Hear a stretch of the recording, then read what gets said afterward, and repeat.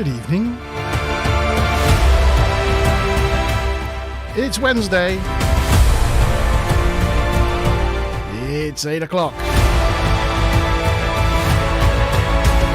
It's the TNG Review Show. It's back, baby! Yeah!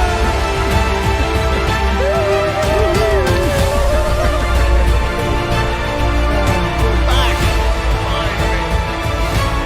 It's been a while, but we are here. We are here, and yes, and we've got a good show for you this evening because we've got the episode Q Who.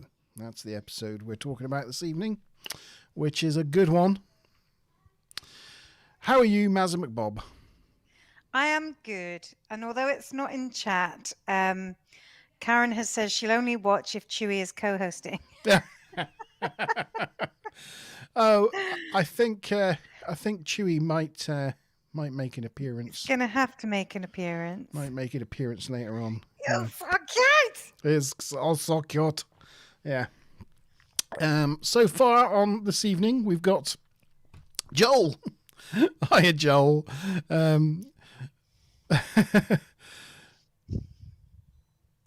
Monty Ban is gonna go. He's gonna go. Red shirt. Yeah, so you'll be the first to go. Yeah, I've got the red shirt on. Yeah, that's the.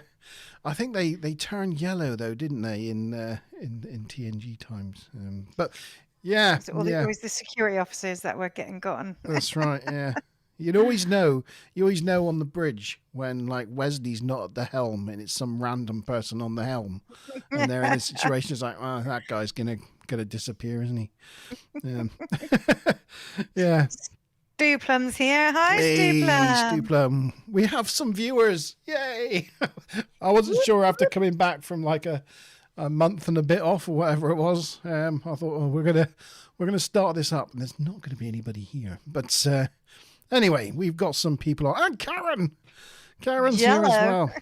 Yeah, that's good. I think Jello is way better than hello. Jello. So you got it right the first time. Jello. Jello to you, Karen. Yes. No, you're not nothing, Joel. No, you're our guru. That's who you are. Yeah, Karen, Monty Ban was saying, I don't think anybody's coming tonight, and I held this up. Yeah, Joel is. Because I couldn't hear. So I knew we had at least one. We did. We had one. Oh yeah. Should we do the Chewie introductions now? Yeah. Should we bring Chewbacca on? No, it's the whole hour. It's difficult, you see, because I don't know if you can see my office is still full of detritus from the disaster in our dining room. So I can't leave him in the room because there's just too much stuff that he could get himself in trouble in. So I will hold him. Right. Hang on, I'll bring him to you. Yeah. I'll bring him over so you're sat in the right place. So cute. His little paws are so big. Come on, buddy. And his floppy ears are so soft. Here we go. Hello. Who's this? Look. Who's this over here? Oh, no, I'm going for the camera. Chewie. So, Hello. everybody, this is the newest member of the crew. This is the newest member of the crew. This is Chewbacca. Chewie, for short. This is Chewie. He's my co-pilot on our ship. And I don't know if you can hear me. I'm away from the mic. Yes, we can hear you. But yeah, this is our new puppy.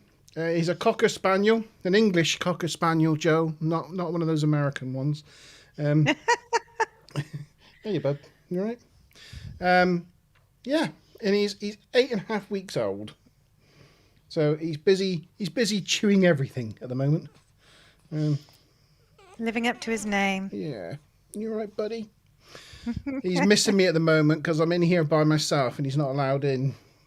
So he's not happy with me. He's like, why? But eventually he's going to like live in there, isn't he? At your feet. He probably. will be living in here. Yeah. So yeah. Looks like he's going to go sleep. And closing his little probably. eyes. I'm gonna have to get a Chewie cam, I think. Yeah, definitely. I'm gonna have to get a Chewie cam so we can have a camera on you as well, can't we? So you can be a part of it, I think. Yeah. You're gonna go sleep now. You gotta go sleep. Yeah. He is. I think he's gonna go just sleep in my flopped arms. down. Yeah. Oh, he's just Yeah. so cute. It's like he plays manically for like 20 minutes and then No, just that's drops my virtually badge. You can't unconscious have my badge. and then plays Uh-oh. manically again for another 20 minutes. He does, doesn't he? He's like, burns himself out, Yep. drops unconscious, then burns himself out again. Yeah. So cute. He's a cutie pie, that's for sure. So anyway, there we go. We've introduced Chewie. I better take him back. Oh, right, here we go. Oh, here you go. Later, dude, you'll be allowed in here. Just adorbs. Totes adorbs. Totes adorms. So what have we got then? Yeah, well, Joel was saying something about sorry to see here that Monty Python about the caved in. If you go on his sort of main channel and look at his latest couple of vlogs, he sort of shows all the damage. But there was a water leak, yeah, and the dining room caved in. It went all over the piano and all sorts. Yeah. Yes. It's a bit of a mess, wasn't it? It was. It was a bit of a mess. But yeah, it's gradually getting fixed. So hopefully it won't be too much longer.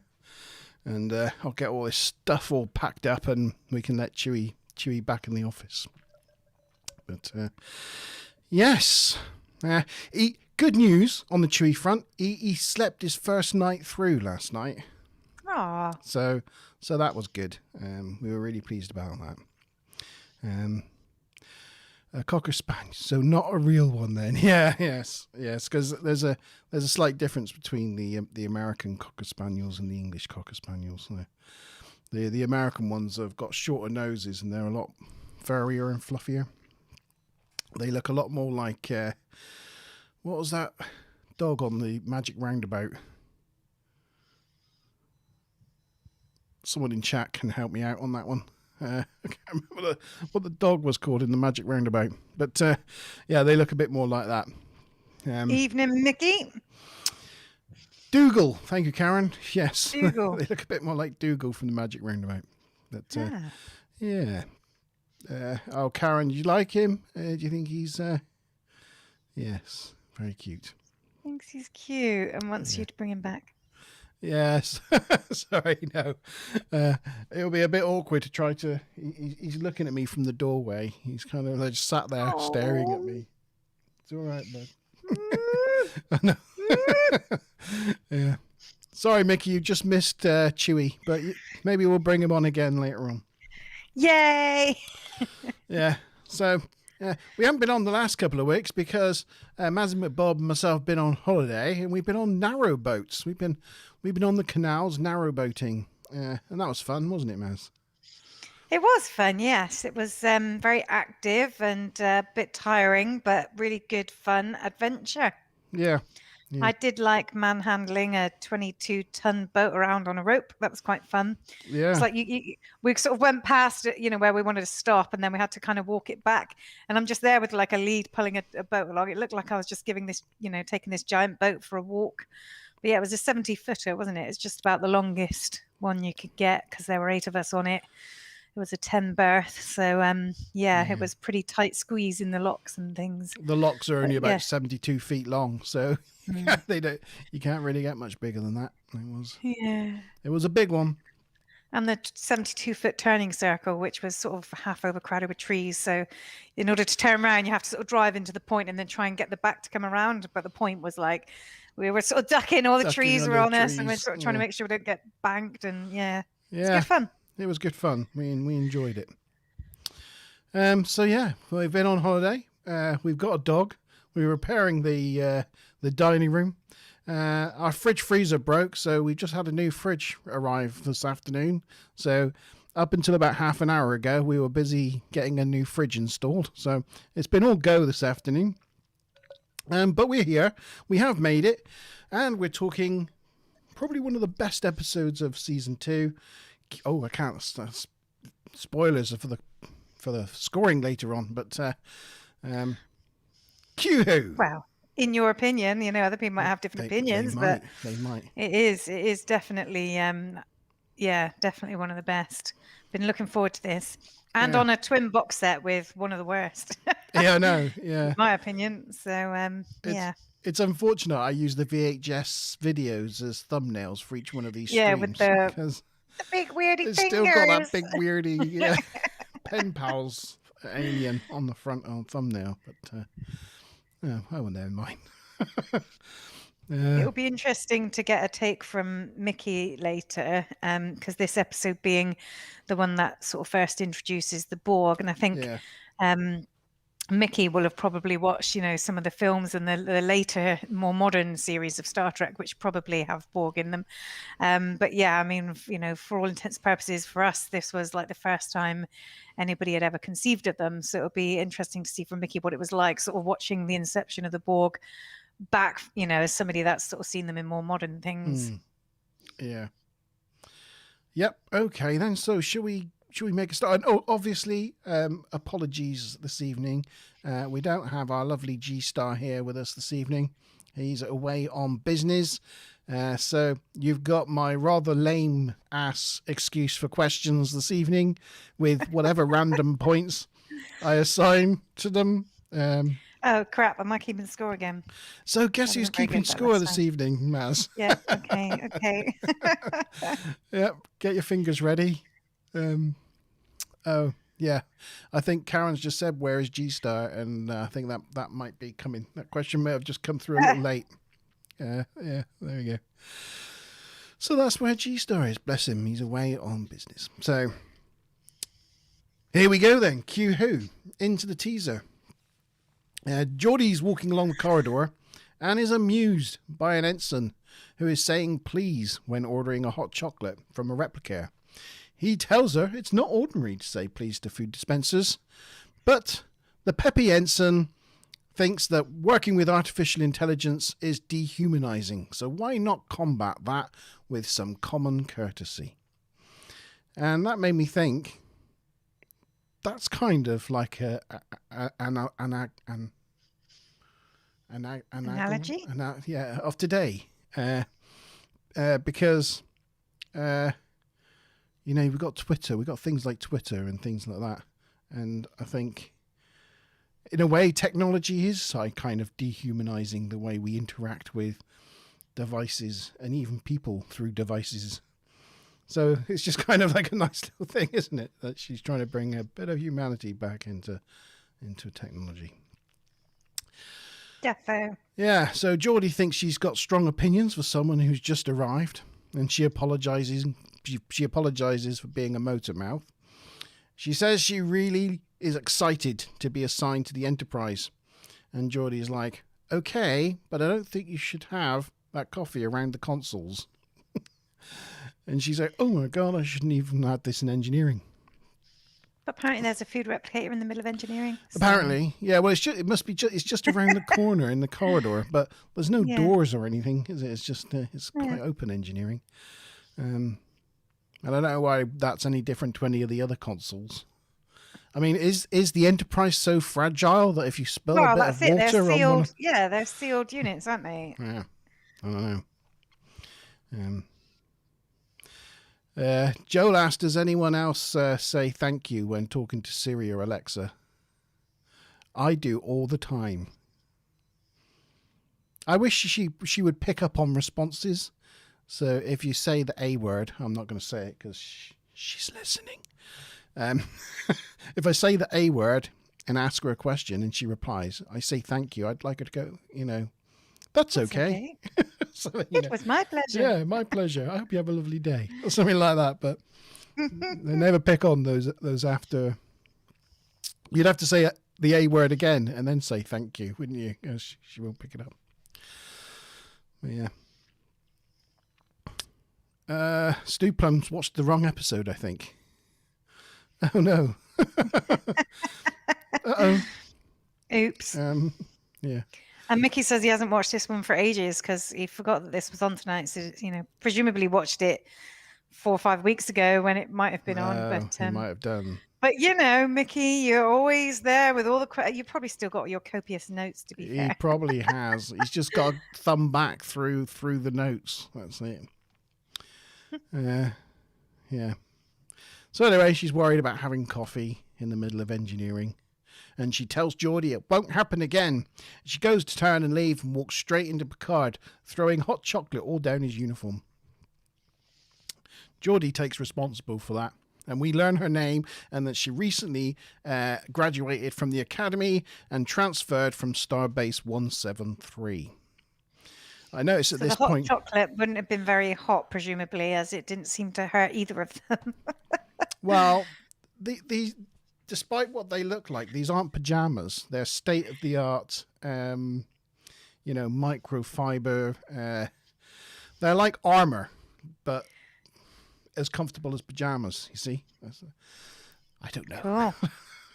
But I did notice in this scene. Let's go with that. I'm going with that because, well, why else would they beam down to all these hostile planets and that just wearing their pajamas?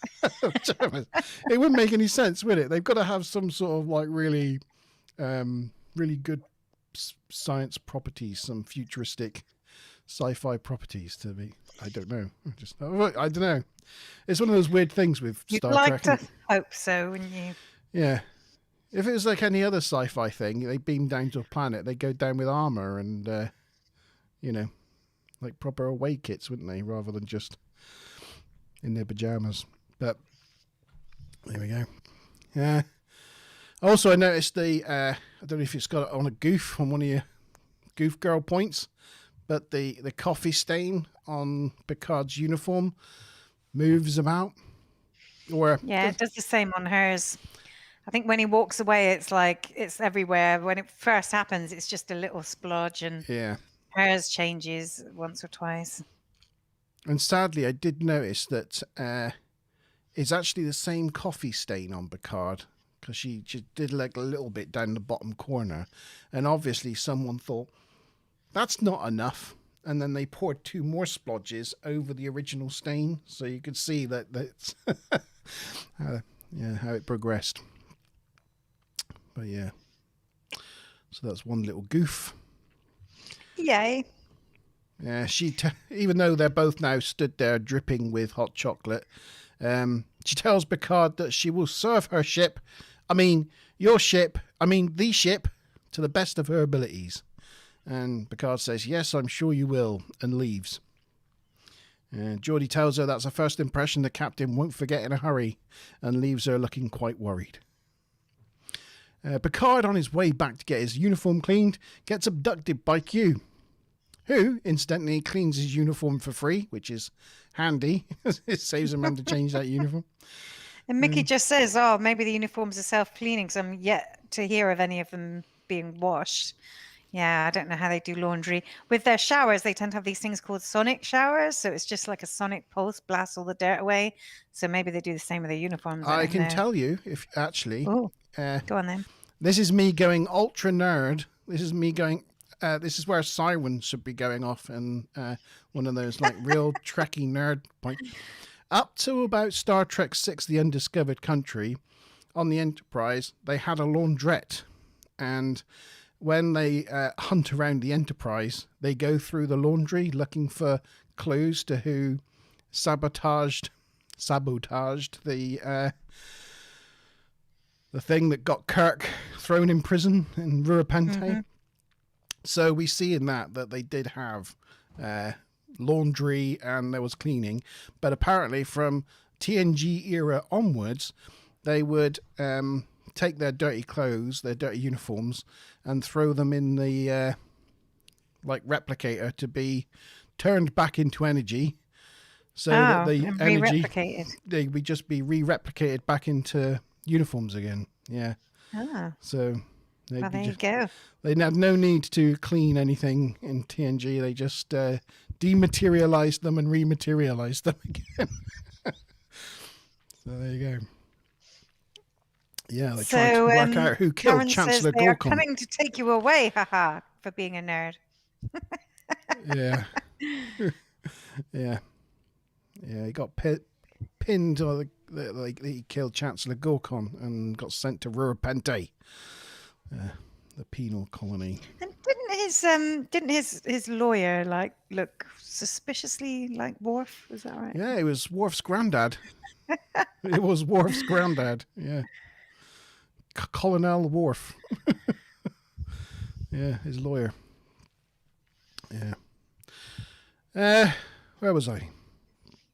Uniforms. Oh yeah, he got Q cleaned his uniform. Yeah. And did you notice as well? So he got in the turbo lift. He said he was going to go to deck 9 to the crew quarters, Right. but apparently Picard's quarters are on deck 8. Yeah. And although like there was one sign to say he was on deck 10, and there was another sign saying he was on deck 36. Right. So don't know where he was, don't know where he was going, but he ended up with Q in a shuttlecraft. Well, I'm guessing there's a lot of scenes in this where people are walking to and from 10 forward. So they probably swapped the signage between those 10 forward scenes and then forgot to swap them back again. Good point. Could well be. I will warn people this week, or the past couple of weeks, I've been suffering with hay fever. I keep sneezing, and I just feel a sneeze brewing in the back of my sinuses. So, yeah, if I start sneezing like crazy in a minute, I do apologise. Yeah, so he gets his Q very handily cleans his uniform, and Picard points out that he's broken his promise not to interfere with his ship again. But Q points out that they are actually in a shuttlecraft nowhere near his ship. Picard goes to the helm console and verifies that they are indeed out in the middle of space, in the middle of nowhere. And that's the end of the teaser. And this... Oh, go on. And actually, he didn't say that he wouldn't interfere with the ship again. He promised not to interfere with humanity. Yeah. So even though he was apparently proving a point of not breaking his word, they kind of got it wrong anyway. Yeah. But I wondered if that was a real thing or whether it was just in service of the episode. But yes, thank you for... Yeah, I didn't know that. That's pretty cool. So we're going on to question 1. So the question from the teaser section. Everybody ready on their buzzers? Because it's me and not G-Star, I'm not doing multiple choice because I couldn't be asked to think up all the different... So good luck. Good luck with this one. The question's simple. What is the name of the klutzy ensign? The ensign who spilled hot chocolate down Picard's So this is going to be fingers on buzzers then. If there's no multiple choices, it'll just have to be first correct answer then, I guess. I'm not sure, but I got a feeling she was in a couple of episodes. I don't know if she was or whether She was in a couple of episodes. Yeah. She had such a talking part in this one. A lot of people thought she was going to become a new regular, but she was only in one other episode, I think. Oh. But yeah, she was in a couple, but... Come on, Mickey. You've got it there Wesley. Wesley. Oh, that's... well, you got the ensign bit right. But no, she's not Wesley. No. People are now, Joe. people are now furiously Googling. Oh, Gomez. I think... is there any... Sonia Gomez. That is correct, Amundo. It is. Ensign Sonia Gomez. So that's how many points? 10. I'll give you 10 for that, Joel. 10 points. 10 that's measly. I know. Yeah, he did just watch it. When I asked him earlier if he was watching tonight, I said, it's Q who? And he went, I better go and study. And then an hour later, I hear, and that was not the worst homework I've ever had to do, I've got to say. It's not. It's great. It was rather enjoyable homework. Yeah. 10 points, my goodness. 10. Don't think we've ever had such a low points. We haven't done it for a while, so I'm feeling a bit nervous giving away points, you know. It's like, when... He wants 50. I'll give you 5. To be fair, Gary normally starts on 25. Oh, does he? That's normally the lowest. Well, today you're getting 10. That's there that. You go. Yeah. 10 for 10 Do you forward. remember last time you were going like, oh, have 100, have 200? You know, it's like when you're on a canal boat and you spend like the whole week going 2 miles an hour, and then you get in a car and suddenly like going 20 miles an hour seems like way too Hyperspeed. fast. Well, it's like that. I haven't given away large points for so long that You're working yourself up to I'm it. easing myself into it. You know. But I'm feeling bad now, so I'll give him 15. Okay, 15. Right, I'll give you 15. Okay, Right, 15. is he happy? Okay? Right. I don't know.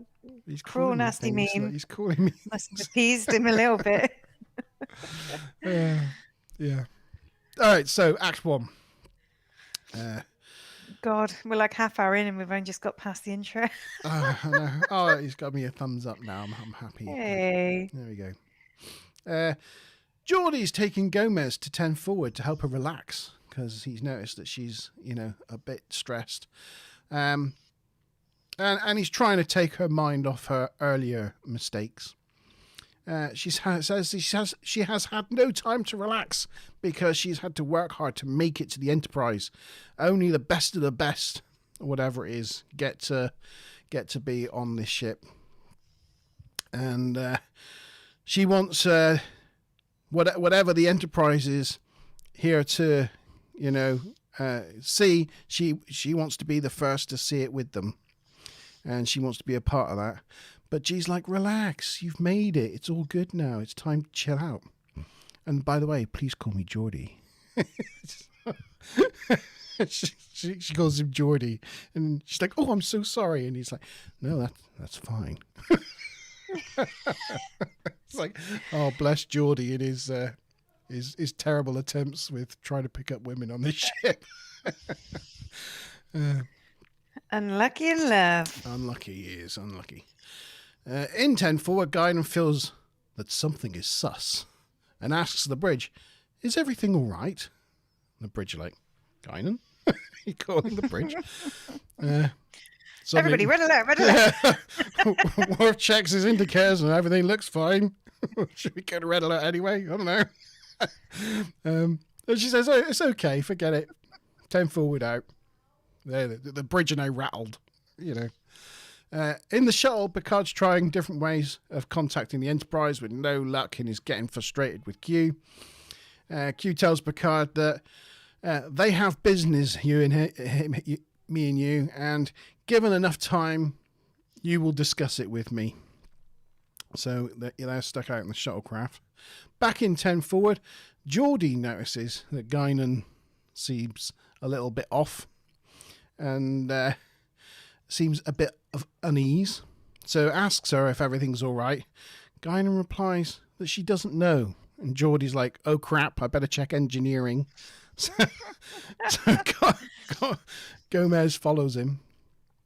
On the bridge, Troy enters and asks for the captain because she's had a feeling that there's something going on the ship.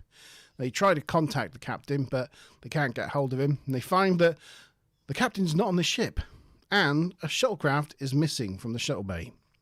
They stop the ship and try to hail the shuttle, but they don't get any response. Riker orders Worf to conduct not just a scan, but a maximum scan. And asks Data to plot a search pattern, which they then go and conduct for the next 6 hours with no luck.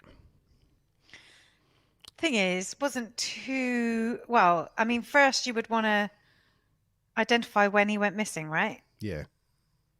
So, and you could do that by a variety of ways, like asking the computer when the shuttle went, or asking when Picard's last command was to the computer, or something like that, to at least try and establish the whereabouts of the Enterprise at the point that we went missing, and then you would plot a search pattern from there. Computer, when did Picard leave the Enterprise? Captain Picard left the Enterprise at 800 hours. So, yeah, all right. So exactly. Okay. Or you just go, stop. Let's start looking from right here. Anyway, Riker, not too bright, eh? If someone, bearing in mind the computer always knows where everybody is at all times, if someone spontaneously just goes blip off the ship. Shouldn't The something computer come up on should Worf's alert. board and go, security alert, someone's just Somebody disappeared. just disappeared. Especially if it's the captain. You know? Yeah. That's quite important, you know. But no, the Enterprise doesn't have one of those at the moment. So, yeah. Meanwhile, on the shuttlecraft, Q tells Picard he is ageless, so could stay out here for decades. But Picard's like, nah, the Enterprise will continue with Riker as captain. Sort of folds his arms in triumph. But then eventually Picard does agree to give Q's request a hearing, and in return for being returned to the ship. So, with a bounce of a ball, they appear and 10 forward. And then we get that iconic shot of Guinan rising up from behind the bar as it sort of zooms out, which I like. And that was the end of Act 1. So, we've got another question. It's question time. Ooh. I don't have an echo. I feel like I need an echo or something at that point. No effects. No effects. We're like the low budget version this week, eh? It is. It is, yeah. So, Ensign Gomez transferred via what starbase? I did say it in the teaser. Ensign Gomez I can't transferred even remember, via even though you told me you were asking that. what starbase? So, I said it a minute ago. Anybody got a good memory? Joel wants to know if Guinan lives behind the bar.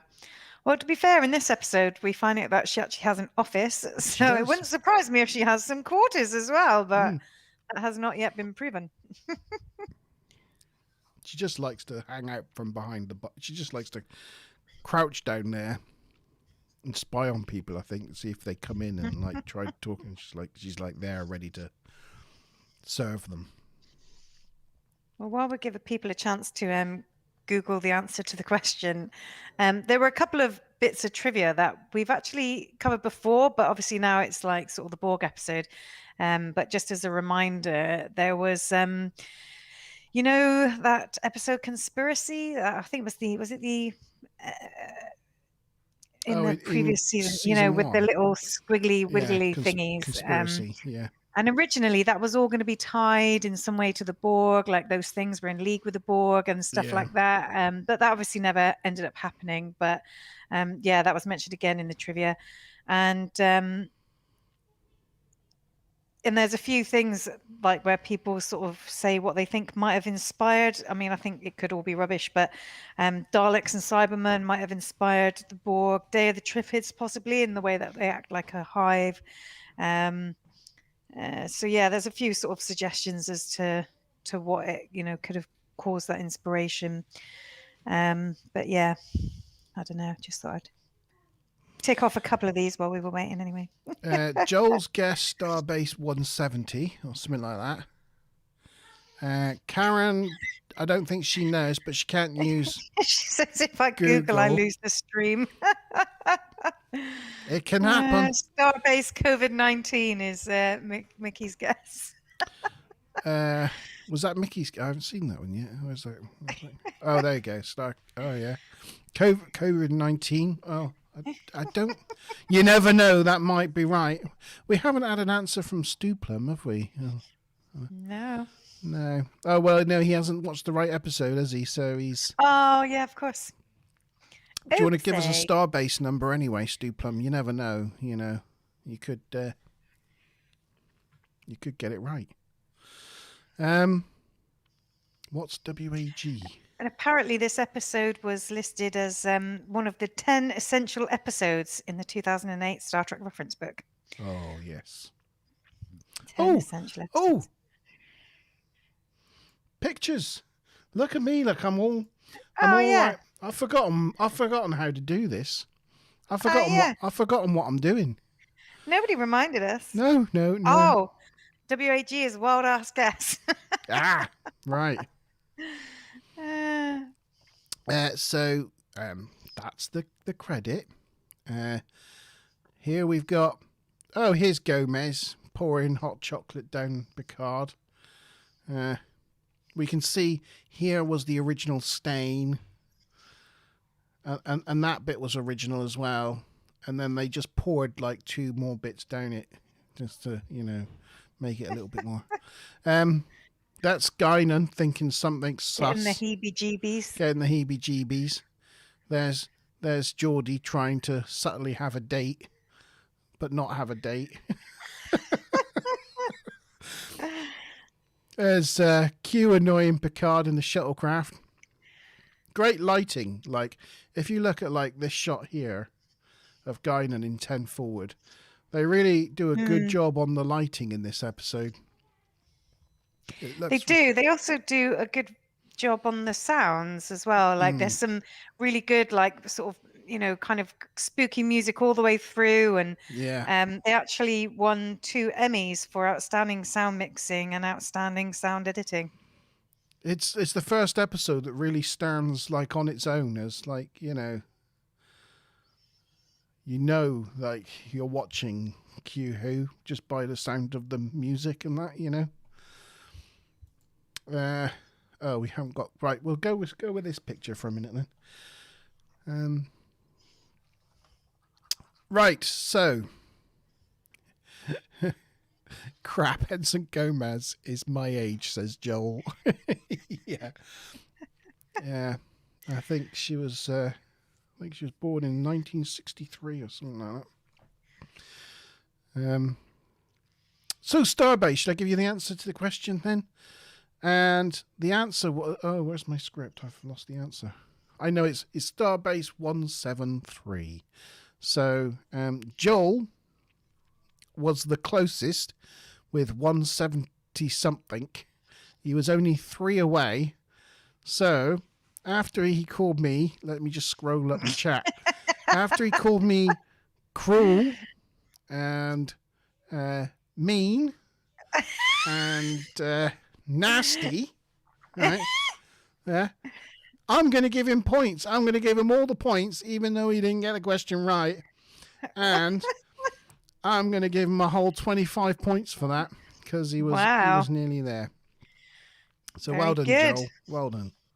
That was so Joel close. is now on 40 points. Yeah. Okay. So on with Act 2.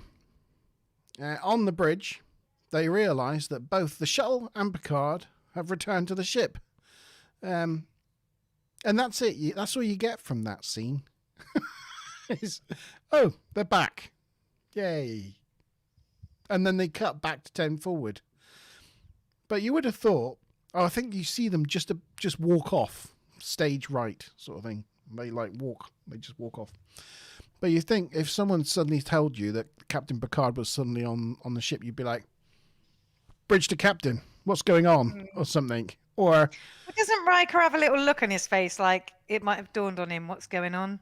Well, he's just got like, that sort of mischievous look like, all right, he's back. I think it was I think I might know what's going on here. This seems like somebody's playing games and we know he does that. Yeah. Or I think I'd go, Worf, send a security team to 10 forward immediately. 10 forward. Yeah. Yeah, definitely. Riker to captain, do you need assistance? Or something, rather than just Worf and Riker run to 10 forward by themselves when they're on a ship of 1,500 people. It's like, okay. Yes, so they realise that they've returned and... No. Oh, I heard him mewling. I'm going to have to... So we're just going to have to take a break. Hang on a moment. So I like the way Karen has said that you should only give 1 point to Joel for giving the correct answer. And then she quickly says that runners-up should get 20 points just for being there. I think that's a little bit of a duality there, Karen. 1 point for Joel and 20 points for everybody else. All right. It's all right. Here we go. Yeah, We- you we- can hold and pet and read all at the same We can time. do this, can't we? We can do this. It might be difficult to do it if you're licking me. That might be difficult. Go on, chill out, little buddy. Yeah, Chill there out. we go. Okay, here we go. This I can do this. All right, you right? No. I know you want to go around this room. He's not been in this room before, so he's a little bit like, oh, this is all new and different. It's all new and interesting, isn't it?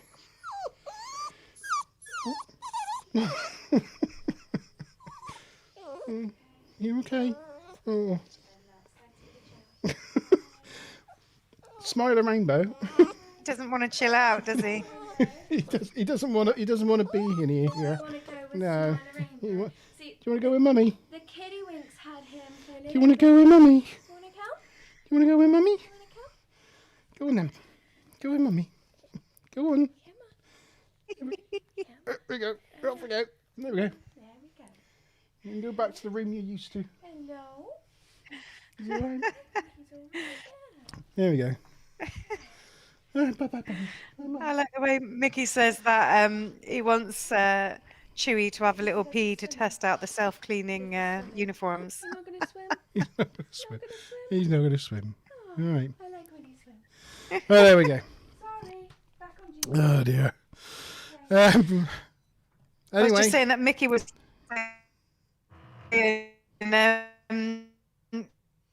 we need oh, but yeah, that's, No. Chewie needs to get some points too. Yeah, to be fair, he could do. no. Joel says Chewie wants Joel to get more points. Oh, I see. Yeah. Yeah, and we can rename it Chewie's TNG Review. Yeah. Self-cleaning suits. Yeah. Hopefully, no, I'm all right. He hasn't weed on me yet. So, yeah. Super Oh. cute. Loki and Thor are seeing him on the TV. What's Aw. that? That's interesting. It's a new little friend. Yeah, we had G-Star's dogs here last night, and yeah, he didn't like it very much. Aw. He got used to them in the end. It took I him was a gonna little, say, he'll took him a little get while. used to it, won't he? Yeah. Yeah. I think by the end of the evening, he was more interested in them than they were of him. They were just a little bit like, "Don't come near me, don't come near me." Especially Theo. Theo was just like, "Stay away."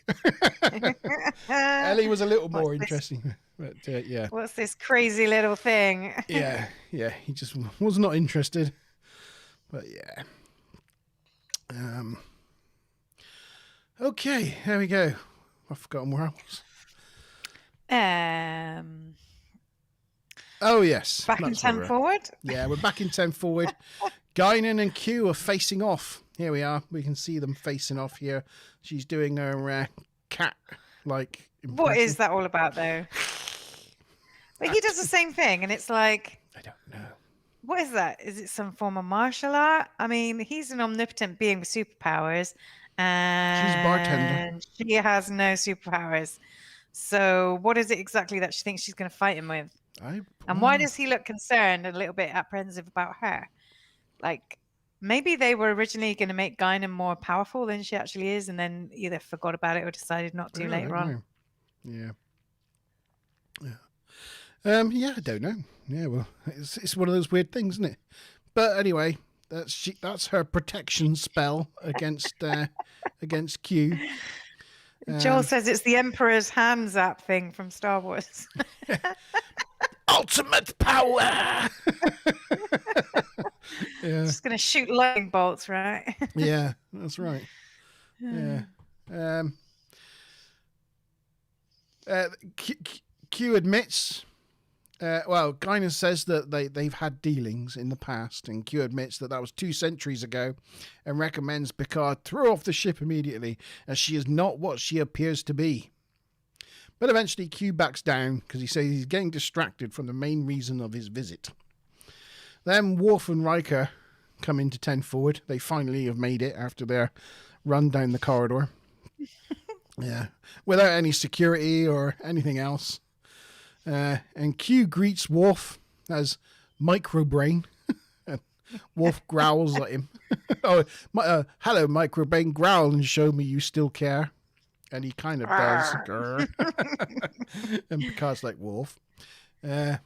Q says he's asking for asylum because he's a homeless Q. It turns out that he's been kicked out of the Continuum for his meddling in human affairs. And Guinan confirms that not all Q are like him. Some are almost respectable. Picard asks him, what would a Q do? What task on board ship would not be too menial? Although he does admit that to learning about Q is provocative. But unfortunately, he's next to kin of chaos. Q tells Picard that after their last encounter, he was forced to leave the Continuum and has been wandering around the stars bored. And he's realised that this is where he belongs. He offers to renounce his powers and become as weak as them, which I thought was rather drastic. And did anybody believe that Q would actually do that for a second? Not at all. No. But Picard says no. Basically, we don't trust you. Picard says that they are ready to encounter...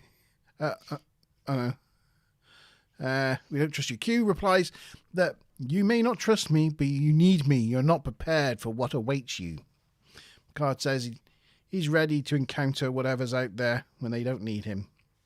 Q tells Guinan they are progressing faster than they should and are about to discover wonders beyond their imagination in towers to freeze their souls. Riker says that they'll do their best without him.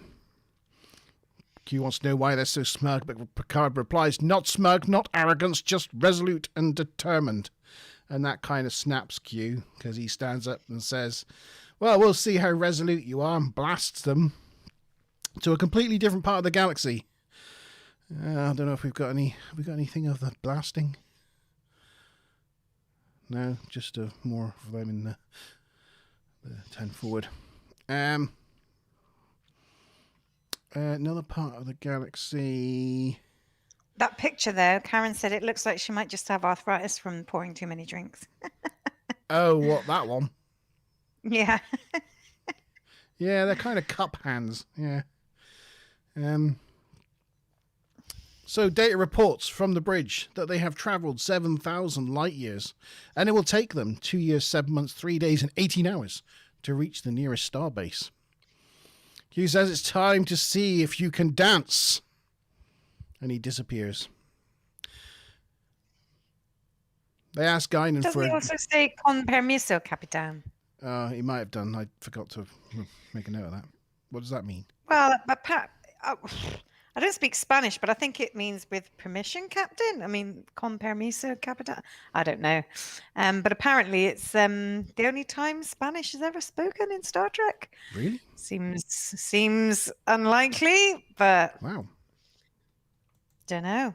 Or maybe it's the first time it's ever spoken. I'll check. But it does seem like, I mean, they do might be. French quite a lot. You'd think they speak Spanish every now and then, but yeah. Oh. This is it's the first time in Trek history that Spanish is actually spoken. Right. Con permiso, Capitan. Cool. Yeah, there you go. There you go. So they ask Guinan, and she advises that if she was them, they should start back now. So instead, they decide to go and explore.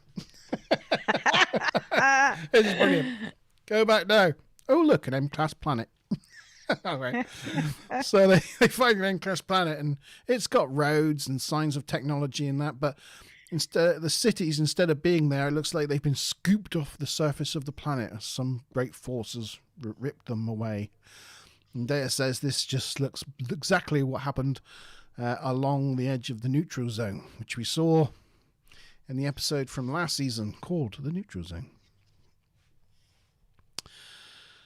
Just then, a friendly cube-shaped ship approaches.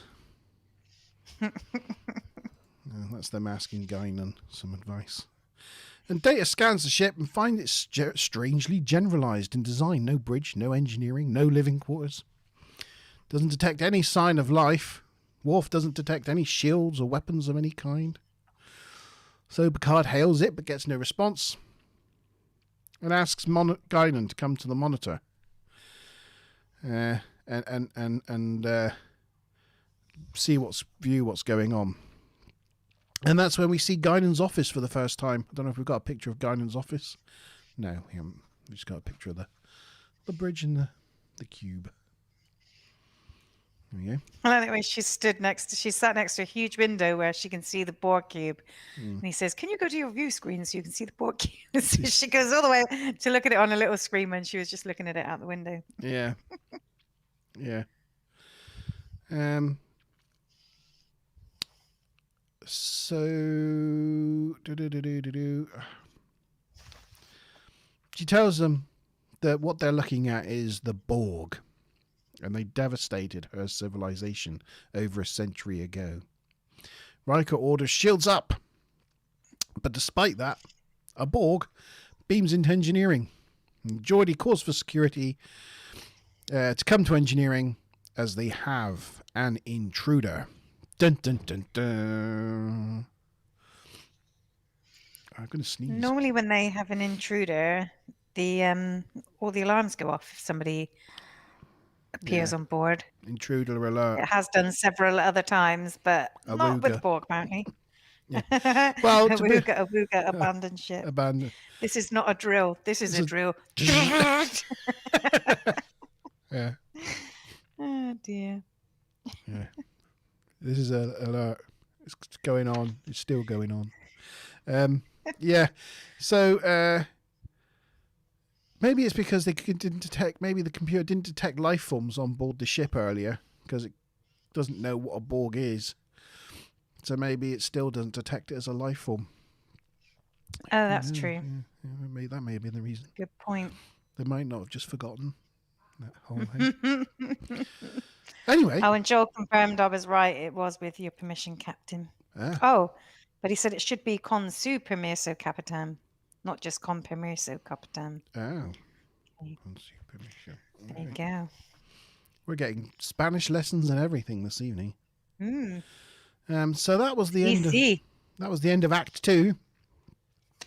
So we've got question time. Whoop, whoop. And Whoop, whoop. Act 2's question is: Q boosted the Enterprise across the other side of the galaxy, but how many light years did they travel?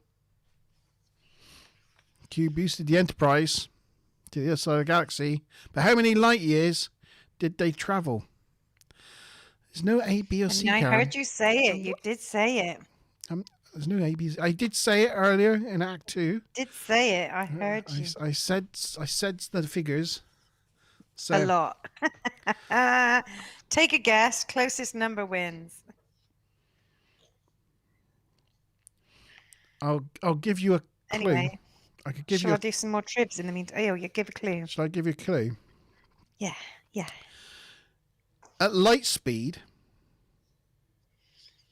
it would take. It would. Oh no. No, I can't think. I can't do the maths in my head. Oh, you just have to go back and listen to it.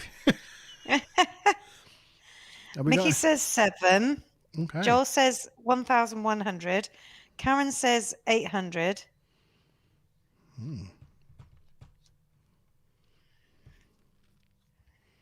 We got some answers. My That's guess good. earlier, to be fair, my guess earlier was 5,000, wasn't it? It was.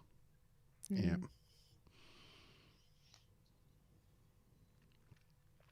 Go on. You're gonna say while we anyway. were getting answers in. You were gonna say something? Oh yeah. So one of them was that Rob Bowman, the director, apparently he had a little cameo as Borg voice. Oh, did he? Apparently so. Oh. I thought that was quite an interesting little one. It is. And what else?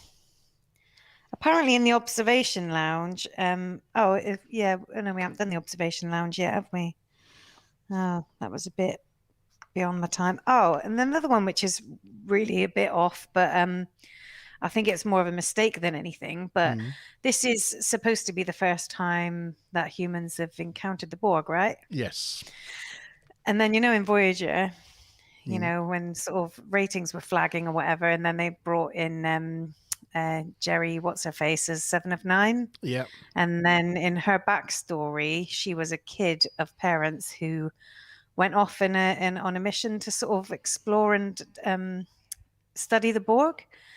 And apparently they were sent off on that mission from Earth 12 years before this time, which indicates that humanity knew about the Borg 12 years previously. But I think it was just a mistake on the writers of That episode. Voyager to try and squeeze that person's lifespan in a way that didn't necessarily fit with this timeline. Yeah. So, but yeah, bit of a mistake. Yeah. So the right answer, and Joel has already Googled it and knows he's wrong. However, if you're hearing that squeaky, it's just the doggy. The answer is 7,000 light years. So I did see Mickey and Stuplum with the answer of 7.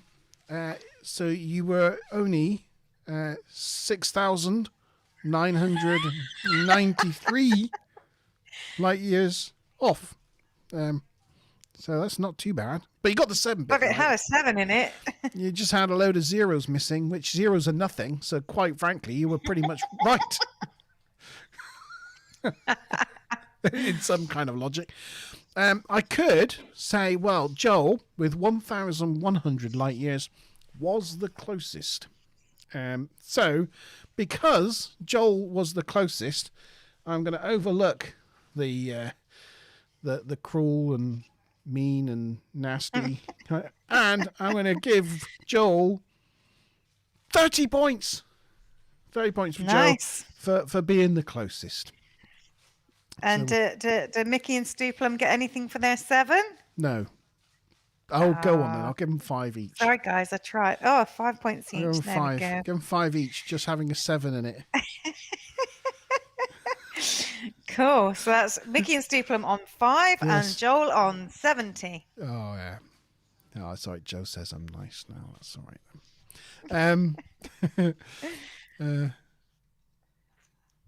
Oh, he didn't hear the 1,000. He heard the 7, but he didn't hear the 1,000. I see. Yeah. Oh, it does. Oh, work. It does Mickey work. says their zeros, but their 0 buttons are broken. Oh, yeah. Bob Workman blames his 2 L's. Always. Act 3 opens up with a great shot of the Enterprise in front of the Borg cube. And they have it here on this photo thing, but it's at the very beginning. So just let me cycle through. Oh, well, it's with the tractor beam on it. But imagine that shot, but without the green tractor beam on it. But I just love that shot of like the massive, powerful Enterprise D in front of the Borg cube, and it just looks like a tiny plaything, you know. Like that shot. So that was good. There's the intruder in engineering. Let's stick on him for a minute. I think they're in. So the board's inspecting engineering, as we can see, and Q appears and mocks Picard, who tries to make contact with it. Q advises Picard not to let it have access to the ship, so Picard orders it to stop. Stop! It's like ordering Chewie to stop chewing like cables. Stop! And he just kind of looks at you and goes, yeah. So yes, so because he doesn't stop, he then asks Worf to interfere, and Worf immediately delegates it to the worst security man in history, who steps forward and just gets blatted against the wall. So then Worf steps in and manages to kill it with a phaser beam. However, the celebration is short-lived because another Borg just arrives and takes its place and continues whatever it was doing. And this time, Worf's phaser has no effect whatsoever, as it seems to have some sort of personal shield. So I think, quite By the frankly... way, Karen's feeling hard done by because everybody got points but her, even though she was closer than the boys. Oh. Just saying, just letting you know. Well, I'll tell you what. See, I've learned that no matter how many rules Monty Ban sets down, all it takes is a little whimper and a puppy dog eye, and he completely caves. So keep up your whimpering, Karen, and see if you can send him some puppy dog eyes, and he will give you points.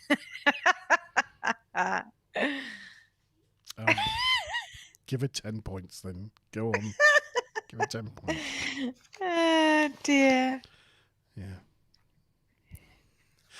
Well done, Karen. You've just gone to second place.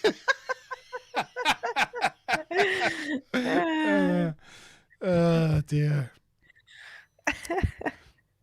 I'm useless. It's all your own fault for not doing multi-choice, you know. Well, funnily enough, the first day we had Chewie, I don't want to be talking about Chewie all evening, but I laid out all these very specific ground rules, and one of them is, whilst he's like potty training and still weeing inside the house, he's not allowed on the sofa. So everyone knew they weren't allowed to let him on the sofa. Anyway, the next day they come down and they find that Chewie just keeps wanting to get on the sofa all the time. And they can't understand why he suddenly got this idea that... And so they think, why does Chewie think he can be allowed on the sofa? And I'm there like, I don't know. I don't know why he got that idea. Because I was up with him late at night and I was watching television and I got fed up of sitting on the floor. So I thought we'll have a cuddle on the sofa instead. Completely breaking my own rule. But anyway. So. But he's so cute. He's so cute. He's so cute. He's so cute. So basically they're in the doo-doo now because they can't stop this. I mean, he looks like a Borg that knows that he's got him, you know. He's like, haha, I don't even have to concentrate on destroying you now. I can look the other way. I don't even have to watch. So he finishes doing what he's doing. He takes some pieces off his fallen comrade and they both disappear off the ship. So basically the situation is very grim. So Picard calls a conference in the observation lounge, as he does, with Riker, Troy, Data, and Guinan. She tells them that when they swarmed through her solar system, there was nothing left by the time they left. She tells them you can't reason with them. There's nothing you can do. And then the Borg hail them and tell them they are all doomed. And if they try to resist, they will be punished. And they've got that voice sound like a church congregation, you know, the lots of overlapping voices with the slight echo. It's the first time we've heard the Borg speak, and it's quite ominous. And I don't know if Rob Bowman, I mean, it might be that he was one of those choruses of voices, I would guess. Yeah. A chorus. Also, I forgot to mention it, but with when relating to this picture, when the Borg were in engineering, and Q says, "Look at it, not a he or a she, but he's looking at you and he doesn't care about you. You're just a bug to him." And it's like, you've just said he's not a he or a she, and then you've called it he and him like 5 times in one sentence. Yeah, with that chin, though. With that chin, I mean. I know, but it's like it either is or, you know, you should have said it or I don't know. Yeah, it is an it, though, isn't it? It's definitely an it. Yeah. So, yeah, if they try to resist, you will be punished. Troy tells them that they are a collective mind with no central control, a hive mind. The Borg then lock on with some sort of tractor beam, so they head to the bridge. Picard orders them to go to warp 8 and head in any direction. but it's no good. They're stuck. They tried to destroy the source of the tractor beam with phasers, but that's no good either. They're still locked there in place. Data reports that the shields are now down, and they're defenseless. And the Borg start to carve up the saucer section, which when I was a teenager watching this for the first time, I nearly wet myself. I know, you can see like all the floors and everything inside. Yeah. It's a pretty good and traumatic thing. Yeah, it's pretty traumatic seeing my beloved Enterprise being sliced up by this horrible cube. But they decide to use stronger phasers.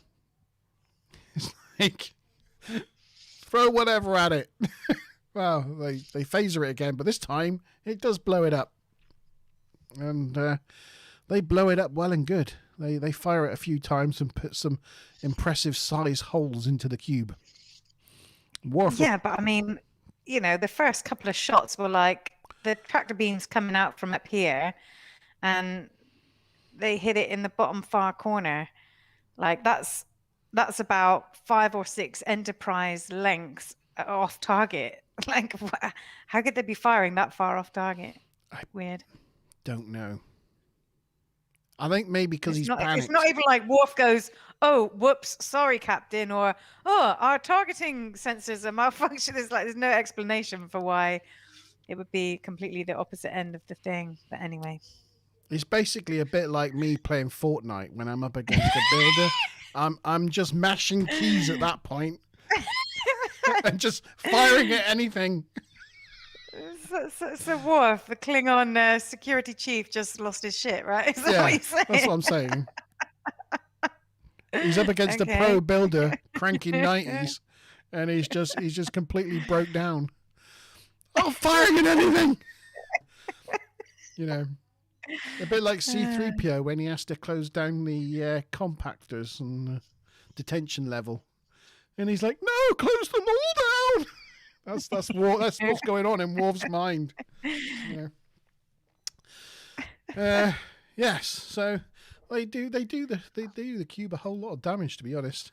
They do 20% worth. 20%. They find that they've got 18 crew members missing that were in the section that got carved up, and at this point they're all kind of just stood on the bridge, just letting that sink in, and the whole audience at home are yelling at Picard, "Go to maximum warp! Get out of there! Get out of there! Get out of there!" And they're just kind of staring at the view screen, wondering what to do next. And but instead they scan the cube. They find it's 20% damaged, and so Picard calls another conference in the observation lounge. They go and have a chat about it. In engineering, Sonya's having trouble dealing with the loss of life, but Geordi kind of tells her just to get on with it. Which and that's Sonya's last. That's Sonya. I think that's Sonya's last scene in this episode. That was it. That was her entire contribution. I was like, why is she in this episode? Doesn't have much of an arc or anything, you know. No. They had written out a potential love interest of Geordie's like about 6 episodes ago, though. Maybe as like he just was complaining that he never has anybody to play off, or you know, because none of the other like people on the bridge, they've always got other main characters to sort of talk to and stuff, but Geordie never has any other main characters in engineering to speak to. So I guess it filled that void. Yeah. Yeah. So in the observation lounge, Q appears again and tells them how the Borg are only interested in technology, and they've decided they want to consume it. Q confirms that this is not an illusion, because they're like, you know, is this real? Is this real, or is this all like a dream? Are we in a dream or some sort of hologram? But no, Q confirms that this is not an illusion. It's very real. It's as real as it can be. Geordie reports that the shields have been restored, so good job, Geordie and Sonya. Riker thinks that the only choice is to beam on board the cube and see what it's like. But Guinan's like, don't do that. Get out of there, you know. But no, they're like, oh no, they think that's a good idea. That's the only thing we can possibly do right now, is just hang about and beam on board. So that's what they go with. I've got to admit, I thought earlier Mickey said that he hadn't watched this episode in quite a while, but he said he hasn't watched it yet. So talk about spoilers. We're spoiling this all over the place. I'm sorry, Mickey. He's like, oh, this episode looks good. I might watch it later. It's episode. great. Yes, Mickey, it's a bloody brilliant episode. Yeah. Picard says, well, they visited us. It's only right to return the favour. And that's the end of Act 3.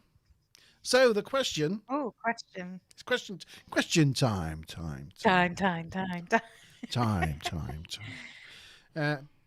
This is an easy question because I figured the last few might have been a bit difficult, and I thought I might have got to this point and nobody's got any points yet, not realising that I'm a complete soft touch and I'll just give points out to anyone. But here's question 5, 4. What was it? Question 4. How many crew members were lost in the section of the Enterprise that got carved out? How many crew members were lost in the section of the Enterprise that got carved out? Yeah. I wonder if we need to move on to a... Oh, no, that's that. Oh, no, we can go to that. That was the next bit. We have one answer of 18 from Karen, an answer of 17 from Mickey, 18 from Joel. Yeah. So, what other tribs and stuff have I got? Any tribs? Oh, we did that one about the turbo lifts, didn't we? Apparently, when Guinan goes to bring up the Borg picture on the... tell me, can I guess? Yeah, go on then. She doesn't actually hit any buttons. Yeah, she doesn't touch anything. She missed. She goes to... I didn't notice that. She goes to pat the console on the table, but completely misses, doesn't hit anything, and it still sort of works. So it's just the Enterprise being really intuitive again. Cool. I think Mickey might be thinking he might have got this one wrong. Well, he's now saying his number 8 doesn't work as well as his 0 not working. So, well, we'll give out the answers, shall we, for question 4? Yeah. Oh gosh, I want to sneeze.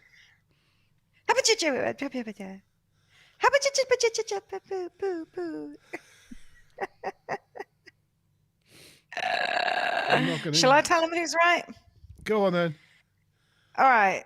3 of you are right. You're yes. Right.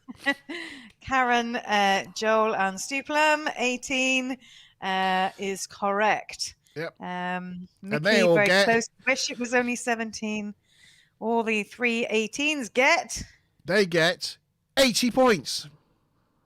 80 points? My goodness gracious. Dearie me. And because Mickey was only 1 out, he gets 75 points. Wow. He's gone from hardly any points to a points bonanza. Oh dear. Okay, so the scores are looking a little closer now. The second, third, and fourth places are very close.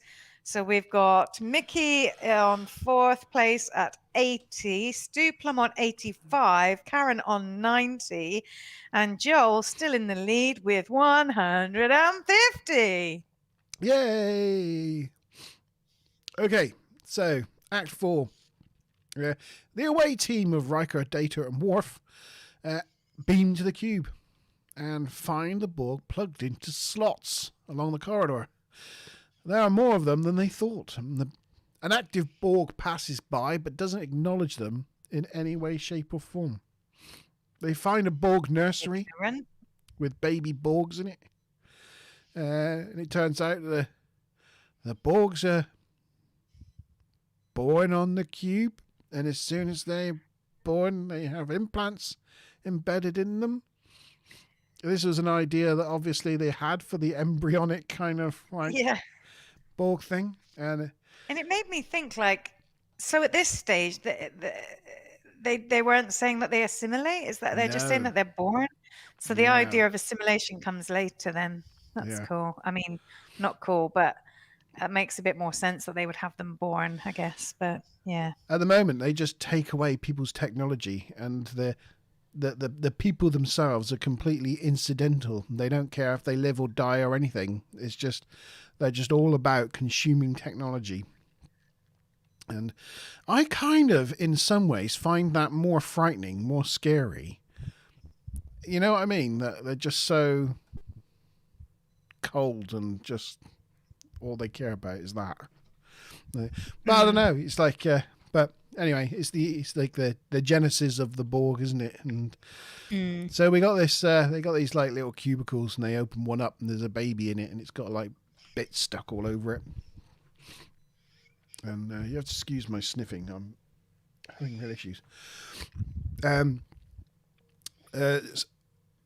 Next to the nursery, Data finds some of the ship's damaged, but it's repairing itself at a remarkable speed. Using the combined power of all the Borg on board ship, the ship is repairing itself. They also realise that on at the bridge, so O'Brien quickly beams the away team directly to the bridge, and they finally scarper at maximum warp. Or warp 8, I think it is. But the Borg immediately give chase. It's kind of like if only they'd started running, right? When they... Guinan did try to tell them as soon as they arrived there. Yeah. Yeah, well... Anyway, that's the Enterprise trying to get away with the Borg cube coming up behind it. Yeah. The Borg giving chase. They bring it up on the view screen, and as they zoom in closer onto the Borg ship, you can see where the ship is repairing itself. And back when I was a teenager, I thought that shot of the ship's the cube's hull kind of repulling itself back together looked really cool. But now when I'm watching it now, I'm looking at it and thinking, yeah, that effect did not age well. But it is still cool. It is still cool.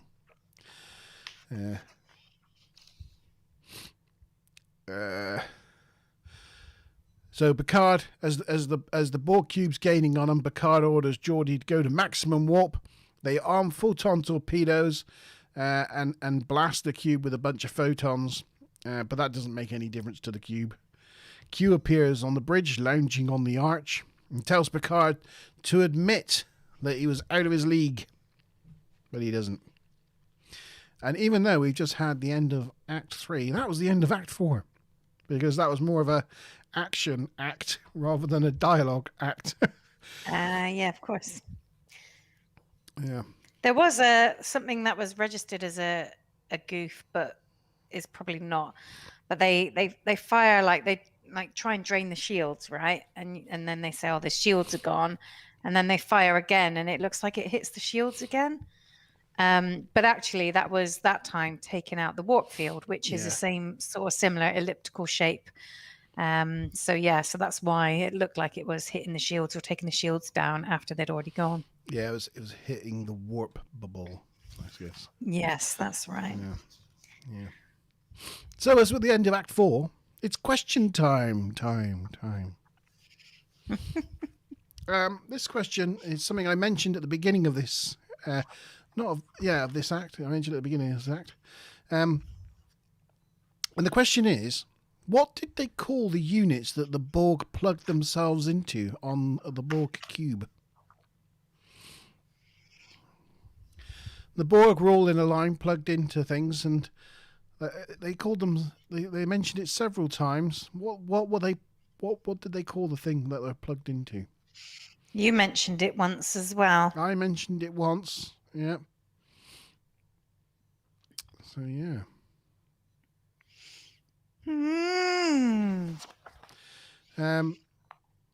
Yeah. Any goofs or anything else on this in this act? Do you know? I don't know about this act so much. I mean, there was one where there was, somebody said that Guinan called them the Borg, and then when they went down to beam over to the Borg ship, O'Brien said, "Oh, I'll take you to the most undamaged part of the Borg cube." And people are saying, "Well, how would he know that they're called the Borg? They only just had that conversation in the conference room." But I would guess that, scans all over the ship, like once they'd identified them as the Borg or whatever, like information would go into the computer somehow or might show up on the screens, or I don't know. It could have also been a little time later. There might have been briefings or any kind of communications, but probably not so much a goof. Or O'Brien's always listening in to the bridge. He's got a listening device. He's got a bug, and he's always watching. Could be. Could be. And we mentioned this before, but obviously originally the Ferengi was supposed to be the main enemy in these early parts of Star Trek Next Generation, but fans found them too comical, so that's where the whole idea of the Borg sprang about. And obviously at this stage, there's no such thing as a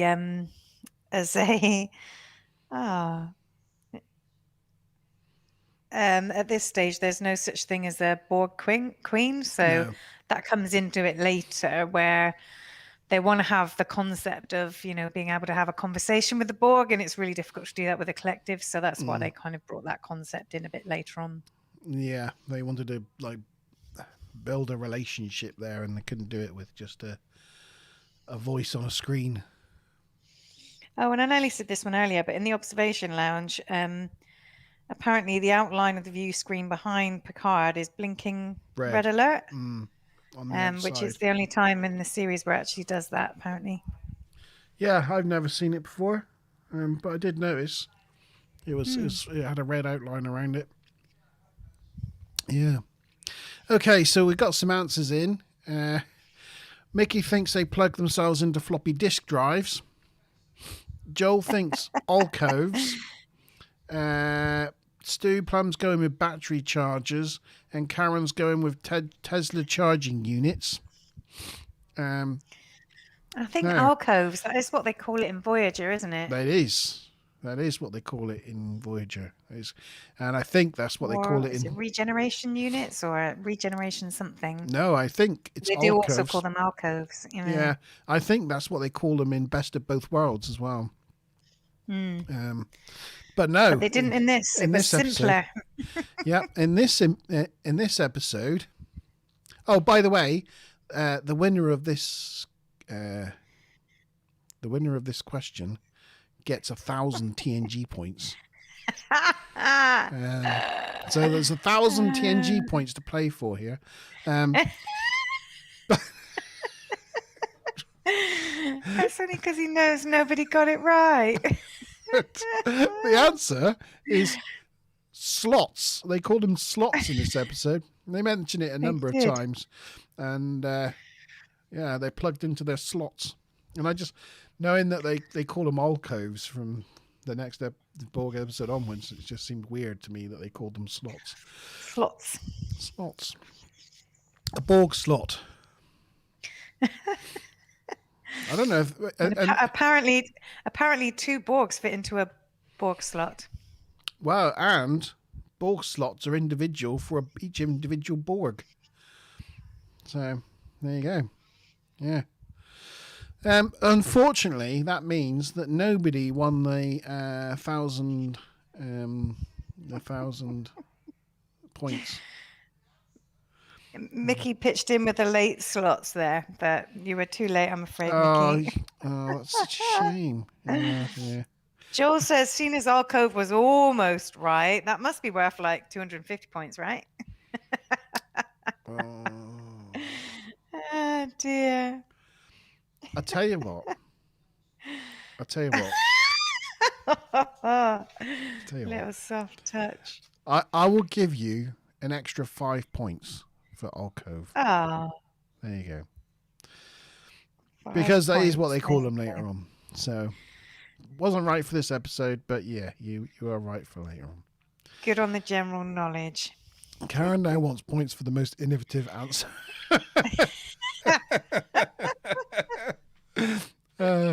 Style points. Style points. All right. Act 5. Act 5. So the Borg fires 2 shield-draining missiles at the Enterprise, and that's what we've got, this like green glow around it as the Enterprise saps the shields. I like the way when it did this, Worf at the first point was just like, oh, they've shot something at us, and there was absolutely no damage. It did nothing. And there's like, I think it was Data that pointed out that I think it was straining our shields, and then he was like, oh, confirmed, the shields have been drained. It's like, oh, way to go, Worf. You're right on the money there. He's doing himself a pay cut in this episode, I swear. He can't hit anything for toffees. No. And now he can't even tell what damage a weapon is doing to the ship. Yeah. He's not on it like a carb on it. Stu Plum. There was slots of them on the cube. Oh no. There was slots of them on the cube. Oh no.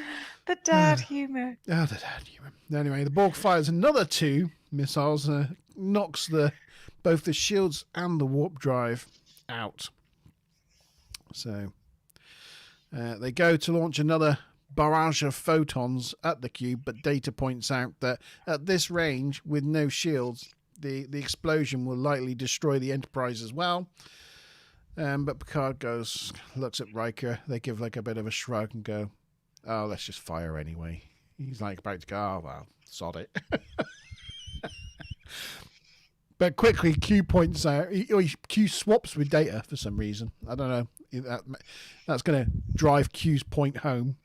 He like swaps with Data's gesture. Look. And says, well, actually, I'll be off now. Thanks. But Picard asks him to end this, Q. But Q's like, nah. Picard says, grovel.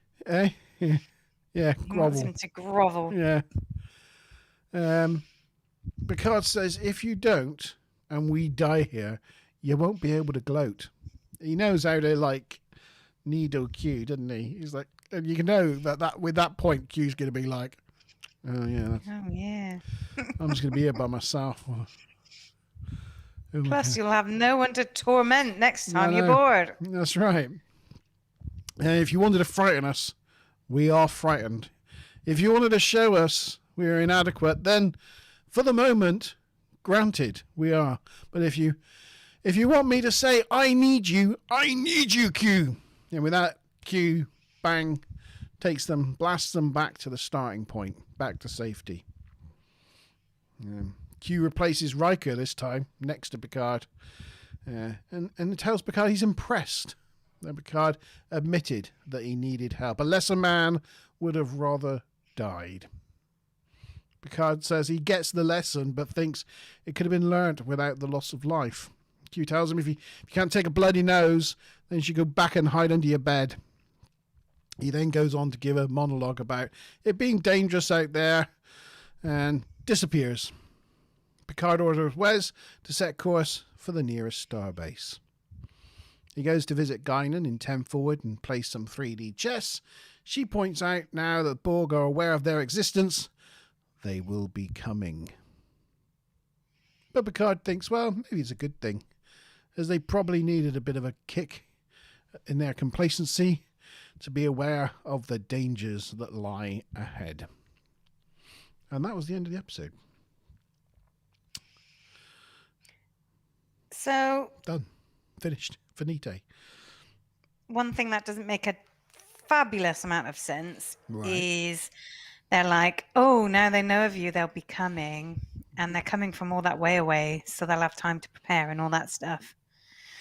Except for the one major flaw that they apparently already took out all those posts along the neutral zone, which means they're already pretty much right on Federation space and already know all about Starfleet.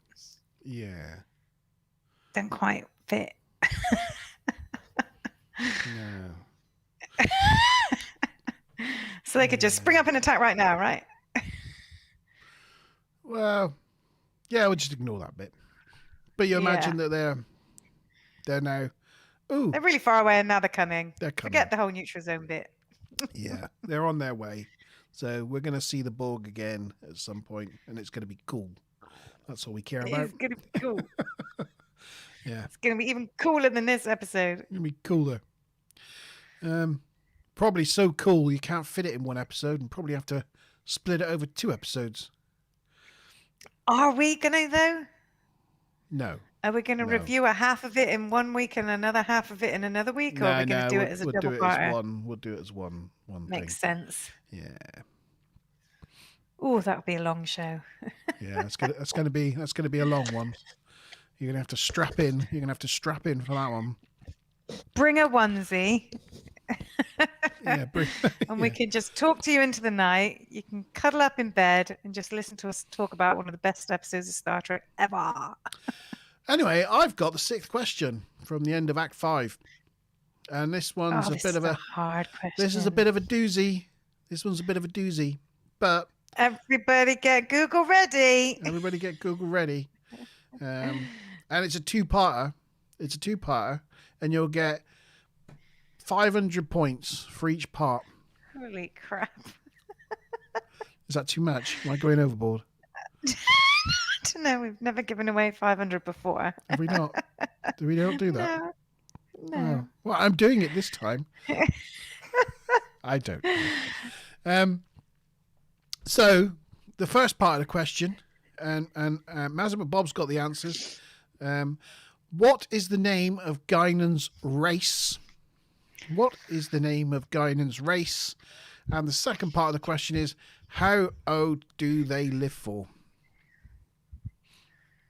What's the average age of Guinan's race? How old do they live for? So what are they called?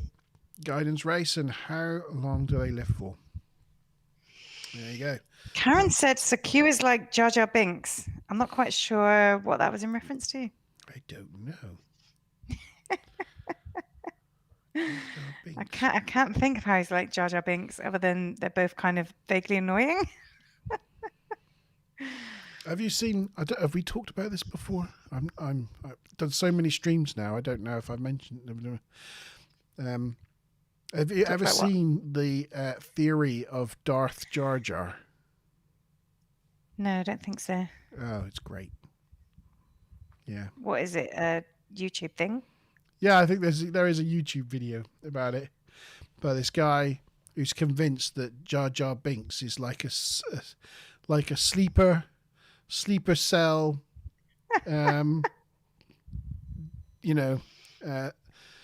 Sith Lord, Darth Jar Jar. And there's a load of arguments of why that makes a lot of sense. But anyway, I quite liked it. Because he goes about, he's kind of like the catalyst for the whole dissolving of the Republic, and he proposes the creation of the new empire. Oh. And tries to sabotage the good guys at every opportunity. So, yeah. Anyway, Darth Jar Jar. There we go. So, what have we got the answers in then? So, what's the name of Guinan's race? Joel's the only one that's answered Guinan, to either question. What's the name of Guinan's race, and how old do they live for? Karen says red wine. Oh no, wait. That was from before. She was trying to bribe you with red wine for more points. So Mickey says the AstraZenecas, they live for 6 months and then need a booster.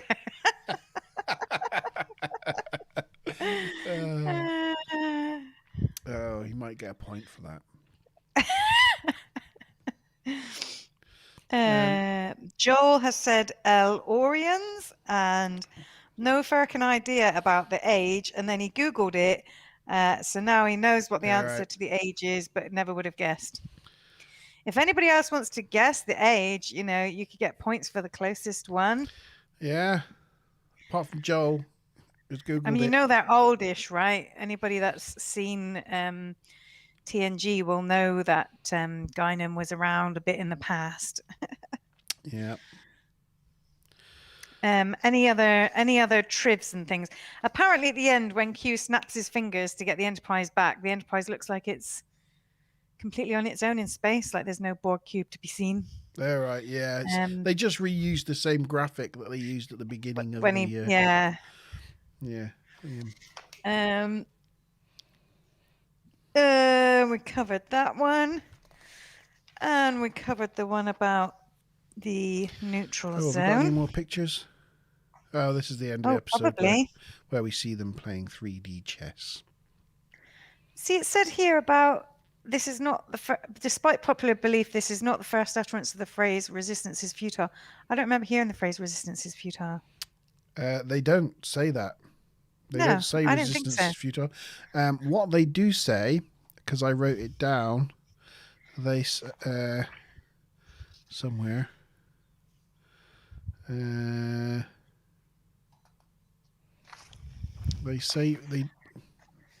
They say resistance will be punished. Yes. Yeah.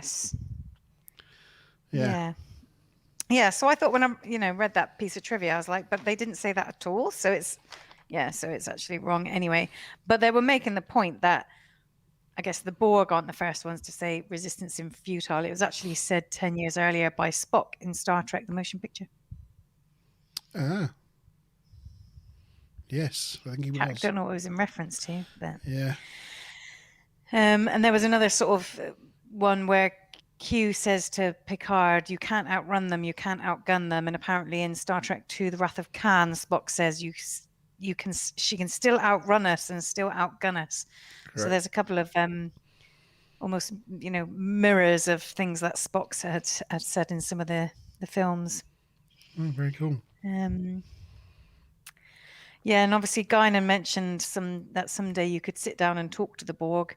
And I guess in iBorg the idea comes to fruition. Well, they do kind of. She didn't mean it that way. No. She was talking, once humanity advances so far, they might be on an equal footing with the Borg. But I still don't think the Borg would ever be interested in negotiating or, peaceful coexistence. But once humanity's gained omnipotence like the Q, the Borg might come to. I don't know. I don't know why she would think that, because after they destroyed her entire civilization. Yeah. And there was another bit just like mentioning that John Delancey obviously gave himself captain's rank in this one. I know he was admiral, I think, previously, but and I think that was about it. Yeah. So go on then. We've got, I think, Joe Lorian for the species, but nobody's guessed any dates, for the live by. I'm just gonna have to. Can you just fill for a minute or give answers? Yeah, I'm just confused because Mickey says I believe Stuplum said 700 years, but I don't know where he's getting that from. But anyway, so yes, Joel Elorian is correct. And also Mickey with this Duplum comment is also 700 years is correct. Did you look that up and then you're just trying to give the points to Stuplum? Is that what you're doing? Maybe I wasn't getting it. I wasn't getting what you were putting down, Mickey. But according to that, so if Joel got the species right, and then if Stuplum got the age right, then that would mean that Mickey is in fourth place with 80 points. Karen is next with 90 points. Stuplum would be second with 585 points. And Joel is the winner with 655 points. So well done, Joel. Your last minute cramming and homework and note-taking clearly paid off. And Mickey, with his winning streak of week after week, has finally been toppled by virtue of the fact that he has never seen this episode and has no notes. So, we thought he might be beaten one day. Apparently that's what it takes. So who won? Joel did Woohoo! Well done, Joel. with 655 points. Finally. I was just saying, finally, Mickey didn't win because by virtue of the fact that he didn't watch the episode and has no notes. Well, you know, we you knew he'd can't lose knock it. one day, and that's apparently what it takes. That's, well, yeah. Right, I've got to put another one on there for Joel. Oh, is it spreadsheet time? It's spreadsheet time. And it's scoring time. It's that time for when people like facts and figures. This is the section of the program whatever for you. your scores are, people. I know, Mickey, you haven't seen it, but you know, you get the idea that it's a cool episode, right? Yeah. So yeah, points out of 10 for rating this episode. So what are my other scores? Oh yeah, so Joel has got 2. So does he move to 3? No, he was on 1. Oh, that's he's right. now. Okay. Joel's gone up to 2, so that's good. He's gone into joint second place, but Mickey's still way in the lead of this series and the series winner already with 10. So Well done, Mickey, and well done, done. Joel. Yeah. And Q Who is the next one. And we've got to get some scores. So if people want to start putting some scores, for those who've seen this episode, obviously, Mickey, we'll have to get your score next week. Or you can score it based on my my description and breakdown of the episode if you want. Yeah. So here we go. Let's get some scores in on chat. What did I give other episodes? What other scores? Yeah, I want to just see. So there's something that's got a 10 up there. Right? Yeah, that was Measure of Man. Because I love that episode. I'm surprised I've already given 9s as well, actually. That was the Measure of a Man, wasn't it? Yeah. Yeah. I've got a couple of 8s there. Just trying to think of how I feel about this in relation to things like elementary dear data and stuff. Come on, let's everybody got some scores. Some scores in chat. Let's see what you think. Ready? Should we do it on a count of 3? Yeah. 1, 2, 3. Boom. I think it's my first 10. Yeah, it is your first 10. I love this episode. I mean, I know there was, like a few bits of trivia and goofs and whatever, but to me, this is like the first really epically nail-biting, exciting episode so far in Star Trek. It almost, especially with like the soundtrack and stuff, it almost had a slightly film-like quality to it as well. It felt epic. Yeah, it did. I mean, Stupum gave it an 8, but made the 8 the B of Borg. Clever. Oh, no. Oh, and then he deleted it. Go on. I'm going to give it a 9 now. Yeah, it's just 7s. Yeah, from Mickey and is Joe. 7, Joel is 7. 7. They clearly didn't love it as much as we did. Not as big a fans of the episode as we are. But there's several reasons I really like this episode.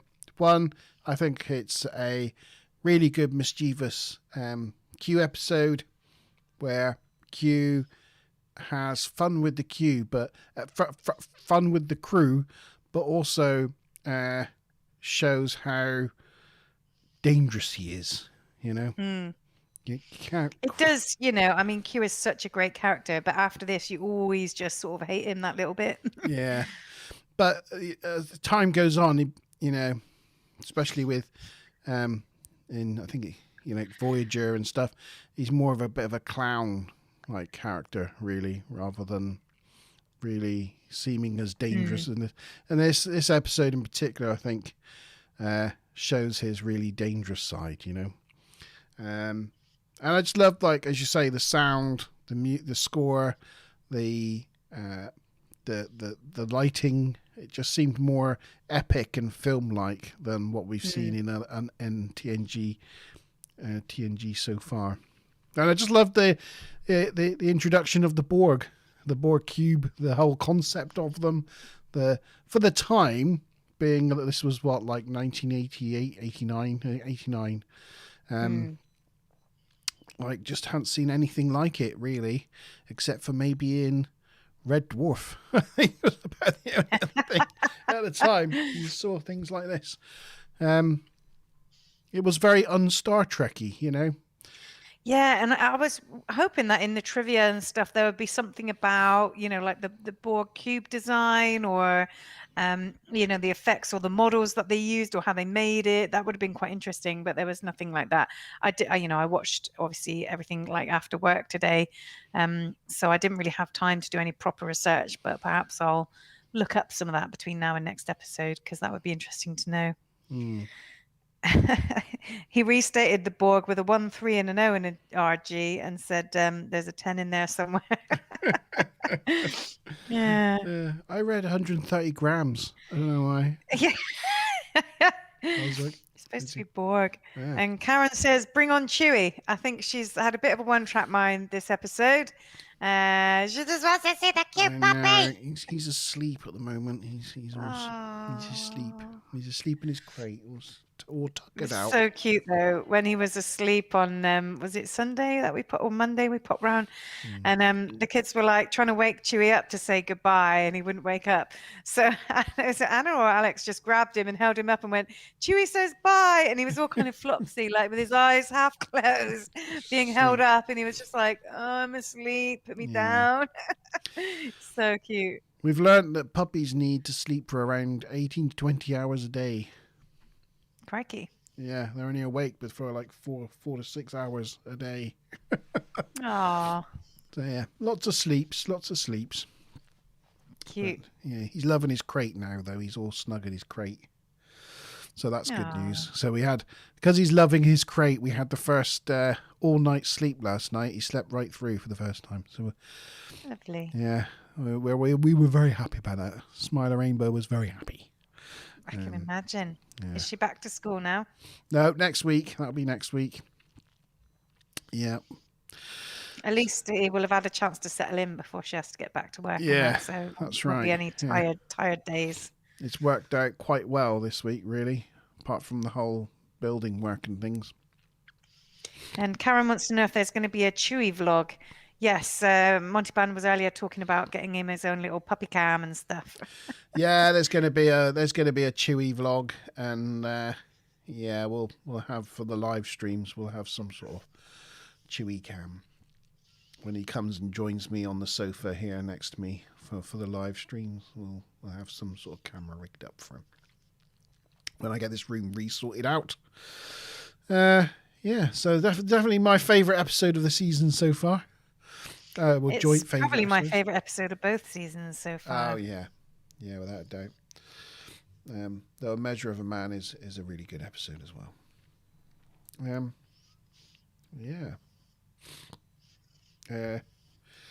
Yeah, T-shirt pillow.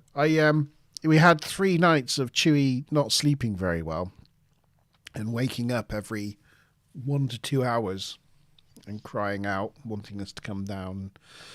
So we'd make sure take him out for a wee, see if he needed that, or give him a cuddle, or see if he needed that, and go back up, and he'd just start crying again. And after advice of a specialist last night, before I went to bed, I took my T-shirt off, rolled it up into a pillow, and put it in his crate for him. And then when he went into his crate, he sniffed my T-shirt and just like cuddled into it. He just flopped himself onto my T-shirt and like snuggled himself into my T-shirt and slept the whole night with my T-shirt. Because in his head he was cuddled up to you. Yeah, it was the cutest thing you'd ever seen. It was just like, oh, it melts your heart. So yes, I've got to each night now make sure I take my T-shirt off, make it into a pillow for him.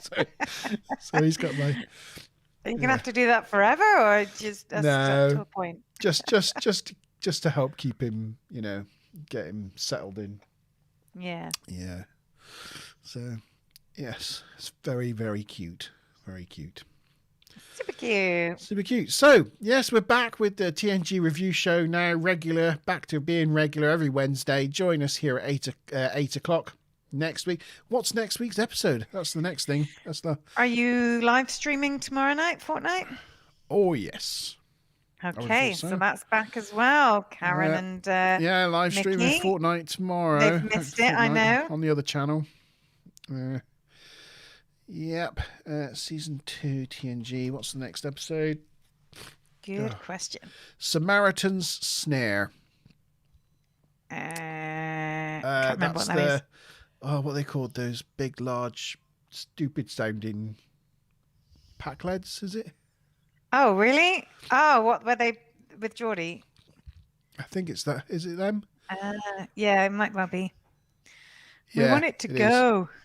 is. Yeah, Make it go. Make it go. And they're acting all stupid, but actually they're just luring. Spoilers. Oh, all right. Yeah, sorry. Yeah, no, forget. Oh, gosh, what am I saying? Anyway, watch it next week. Yeah, Mickey, you got 2 episodes to watch before next week. Yeah, 2 episodes. He's got his homework to do now, hasn't he? He's got Q-Ho to catch up on. At least you know you can watch one of them without making copious notes. Yeah. I wonder what it would be like to just sit back and watch it for a change and just enjoy it. Stu Plum has to watch this episode next as well because he watched the episode after it. Oh, yeah. So it's episode 17. Episode 17 next week. The Samaritan Snare. So, yes.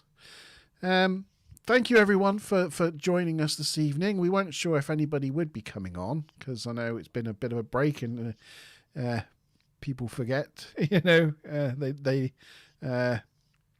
forget to put it in their calendars and things. Habit. But yeah, and the other thing we've got to do is tell people to like the stream. We didn't say click the like button. And I forgot to do it myself. There we go. Done it now. What kind of YouTubers are we when we don't say, like, subscribe, comment, share, all those, bing, click those like buttons. Yeah. Smash it. We really got to, go to YouTube training school. We've got to go back to YouTube training school again. Yeah. Okay, right. Well, I'm going to go off and have a good blow on my nose and probably sneeze some more. And we will see you next time for another TNG Review Show. So, cheers. Bye.